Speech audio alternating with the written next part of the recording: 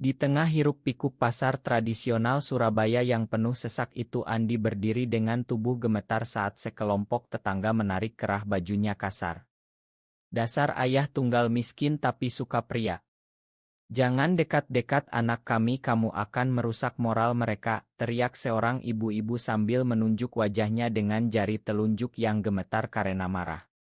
Anak laki-lakinya yang berusia 8 tahun Bima menangis terseduh di sudut kios kecil yang menjual gorengan sederhana dan Andi merasa hatinya hancur berkeping-keping karena semua rahasianya yang selama ini dia jaga rapat-rapat kini terbongkar di depan umum.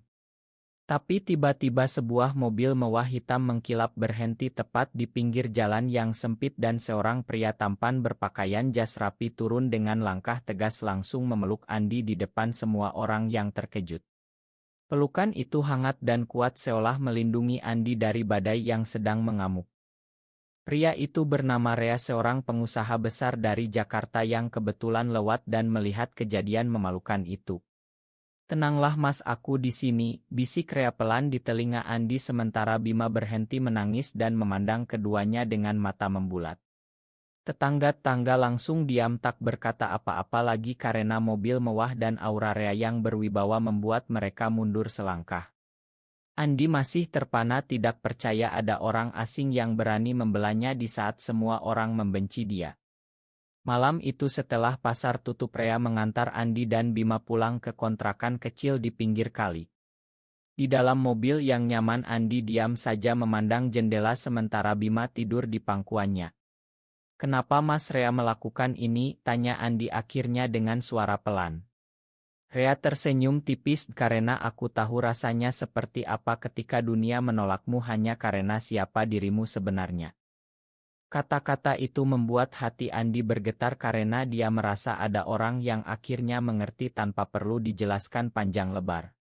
Keesokan paginya Andi bangun dengan pikiran kacau. Dia seorang ayah tunggal yang ditinggal istri meninggal 5 tahun lalu dan rahasia bahwa dia mencintai pria selama ini dia pendam dalam-dalam demi Bima. Masyarakat Surabaya yang konservatif ini tidak pernah menerima orang seperti dia. Setiap hari dia berjuang menjual gorengan untuk biaya sekolah Bima dan sewa kontrakan yang selalu telat. Sekarang setelah kejadian kemarin dia takut kiosnya akan sepi pembeli. Tapi saat dia membuka pintu kontrakan ada sebuah kardus besar berisi bahan makanan mahal dan uang tunai yang cukup untuk 2 bulan. Di dalamnya ada catatan kecil untuk Bima dan Mas Andi. "Jangan tolak, Rea." Andi duduk di lantai kontrakan yang reyot sambil memegang catatan itu, air matanya jatuh tanpa bisa ditahan. Dia tidak tahu harus berterima kasih atau takut karena dunia luar tiba-tiba masuk ke kehidupannya yang sederhana. Sore harinya Rea datang lagi dengan membawa mainan untuk Bima. Anak kecil itu langsung senang dan memanggil Rea Om Rea dengan riang.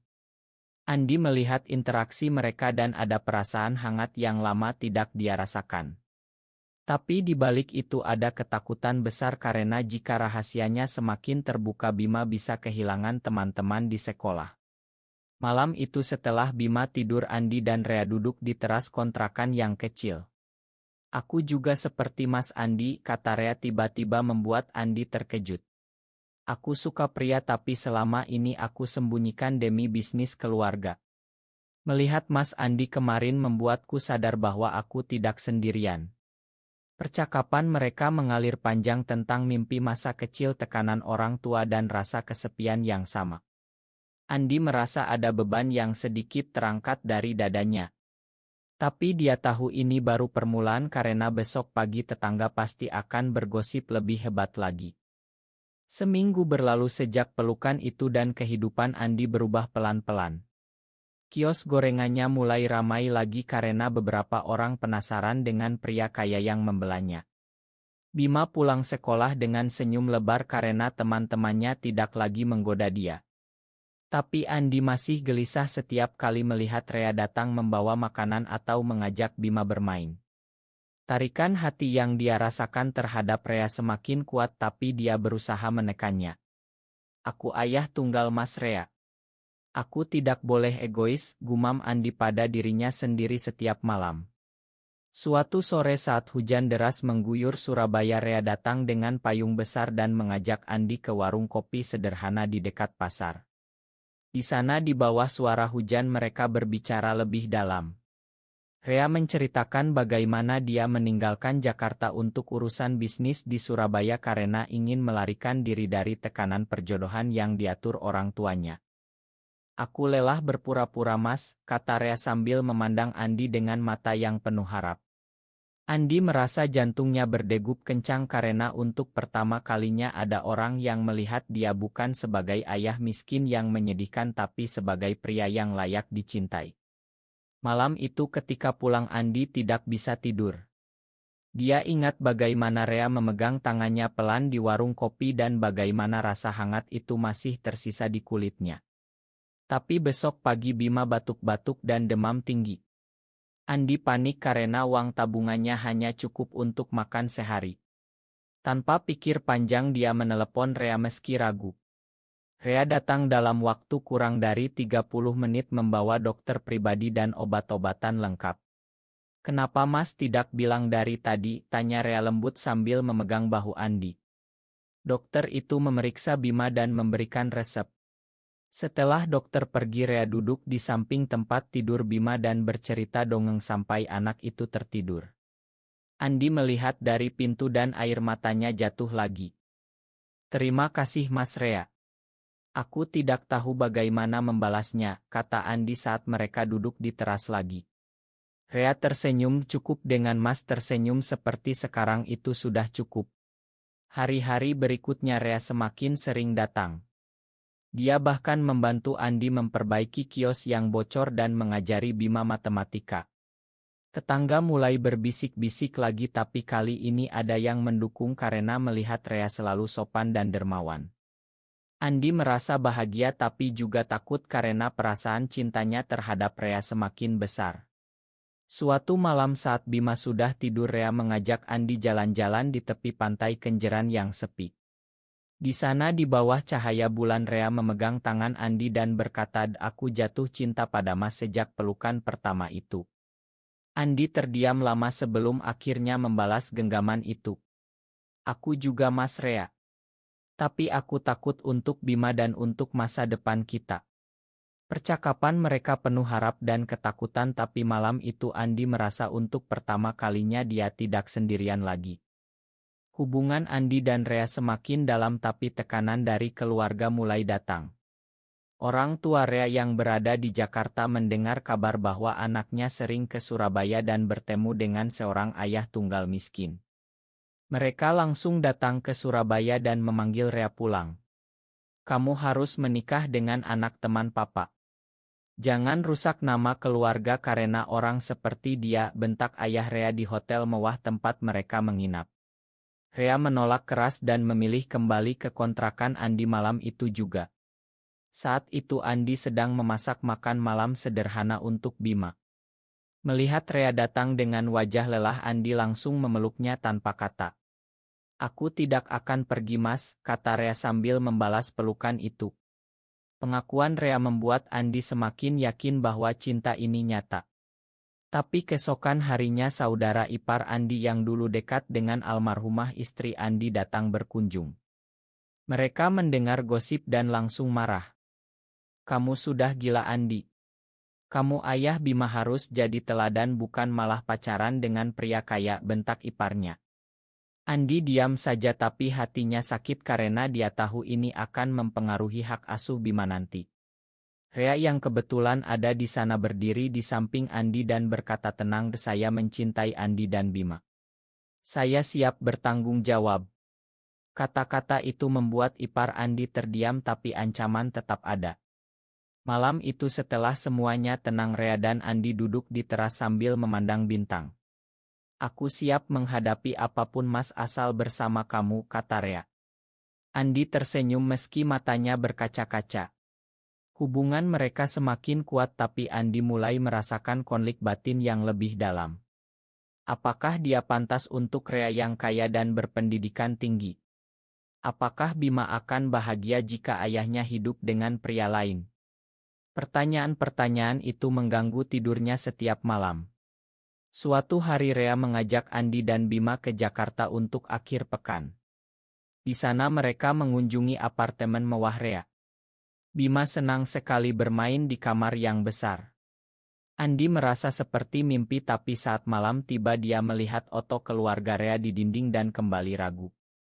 "Aku tidak mau merusak hidup Mas Rea," bisik Andi. Rea memeluknya erat, "Kamu justru yang menyelamatkan hidupku Mas." Akhir pekan itu penuh kebahagiaan, tapi saat pulang ke Surabaya kenyataan kembali menghantam. Tetangga semakin berani mengucilkan Andi dan kiosnya mulai sepi lagi. Rea melihat itu dan diam-diam membeli bangunan kecil di pasar untuk Andi buka toko baru. "Ini untuk kita Mas," kata Rea saat menyerahkan kunci. Andi terharu tapi juga khawatir karena semakin dalam semakin banyak yang harus dia korbankan. Kesalahpahaman mulai muncul ketika seorang rekan bisnis Rea melihat foto Andi dan Rea di ponsel. Rekan itu langsung menyebarkan rumor ke lingkaran bisnis Jakarta bahwa Rea gay dan pacaran dengan ayah miskin. Saham perusahaan Rea mulai turun dan ayahnya marah besar. "Kamu harus putus sekarang atau papa tarik semua dukungan," ancam ayah Rea melalui telepon. Rea menolak dan memilih melawan, tapi tekanan itu membuat dia stres. Andi merasakan perubahan sikap Rea dan berpikir bahwa mungkin Rea menyesal. "Mungkin lebih baik kita berhenti Mas," kata Andi suatu malam dengan suara bergetar. Rea terkejut dan memeluk Andi erat. "Jangan pernah bilang begitu lagi. Aku mencintaimu." Tapi kesalahpahaman semakin besar ketika Bima pulang sekolah menangis karena teman-temannya bilang ayahnya aneh. Andi marah dan menyalahkan dirinya sendiri. Dia mulai menjauhi Rea selama seminggu. Rea merasa dikhianati dan datang ke kontrakan dengan wajah sedih. "Kenapa Mas menghindar? Aku pikir kita sudah saling percaya." Andi menangis dan menceritakan semua ketakutannya. Mereka berbaikan malam itu tapi luka tetap ada. Di tengah itu ipar Andi mengajukan gugatan hak asuh Bima ke pengadilan dengan alasan Andi tidak layak karena orientasi seksualnya. Andi panik dan hampir menyerah. Rea langsung menyewa pengacara terbaik dan berdiri di samping Andi di sidang pertama. "Aku akan berjuang sampai akhir," janji Rea. Tapi saat sidang berlangsung seorang saksi palsu muncul dan mengatakan bahwa Rea hanya memanfaatkan Andi untuk bisnis. Andi terpukul dan mulai ragu lagi. Malam itu dia meminta Rea pergi sementara waktu. Rea pergi dengan hati hancur tapi tetap mengirim uang dan makanan setiap hari tanpa ketahuan. Andi merasa kehilangan tapi dia memilih melindungi Bima. Konflik ini membuat Andi semakin dewasa dan mulai memahami bahwa cinta bukan hanya tentang perasaan tapi juga tentang pilihan sulit. Pengorbanan mulai nyata ketika Rea memutuskan untuk menjual sebagian saham perusahaannya demi membayar biaya pengacara terbaik dan memenangkan hak asuh Andi. Ayah Rea marah dan memutus hubungan tapi Rea tetap tegar. Andi yang tahu dari pengacara merasa bersalah besar dan datang ke Jakarta untuk menemui Rea. Di apartemen mewah itu mereka bertemu lagi setelah 2 minggu berpisah. Pelukan mereka penuh air mata dan kata "Aku tidak bisa hidup tanpamu Mas," kata Andi. Rea tersenyum meski lelah. "Aku juga." Mereka menghadapi krisis identitas Andi yang selama ini tertahan. Andi akhirnya berani mengakui di depan Bima bahwa dia mencintai Rea sebagai pasangan. Bima kecil hanya mengangguk dan berkata, "Om Rea baik kok Pak." Kata sederhana itu membuat Andi menangis bahagia. Tapi tekanan masyarakat masih ada. Saat sidang terakhir seorang demonstran datang ke pengadilan dan berteriak-teriak menentang Andi gemetar tapi Rea memegang tangannya erat. Hakim akhirnya memutuskan Andi tetap mendapatkan hak asuh karena bukti bahwa dia ayah yang bertanggung jawab. Kemenangan itu dirayakan kecil-kecilan di kontrakan dengan Bima yang tertawa riang. Tapi Rea harus menghadapi krisis bisnis yang hampir bangkrut. Andi memutuskan untuk menjual kios barunya dan memberikan uang itu kepada Rea. "Sekarang giliran aku yang bantu Mas," kata Andi tegas. Rea terharu dan mereka berjanji akan membangun hidup baru bersama. Perjalanan ini mengajarkan Andi bahwa pengorbanan adalah bagian dari cinta sejati dan bahwa dia tidak lagi takut menjadi dirinya sendiri. Setahun kemudian Andi dan Rea sudah pindah ke rumah kecil di pinggir Surabaya yang lebih layak. Bisnis Rea pulih berkat kerja keras bersama dan Andi sekarang mengelola toko roti kecil yang sukses. Bima tumbuh bahagia dengan dua ayah yang saling menyayangi. Masyarakat sekitar mulai menerima mereka pelan-pelan karena melihat ketulusan dan kontribusi mereka untuk komunitas. Tapi luka lama masih ada dan Andi sering merenung di teras rumah sambil memandang langit malam. Rea mendekat dan memeluknya dari belakang. Kita sudah melewati semuanya, Mas. Andi tersenyum dan membalas pelukan itu.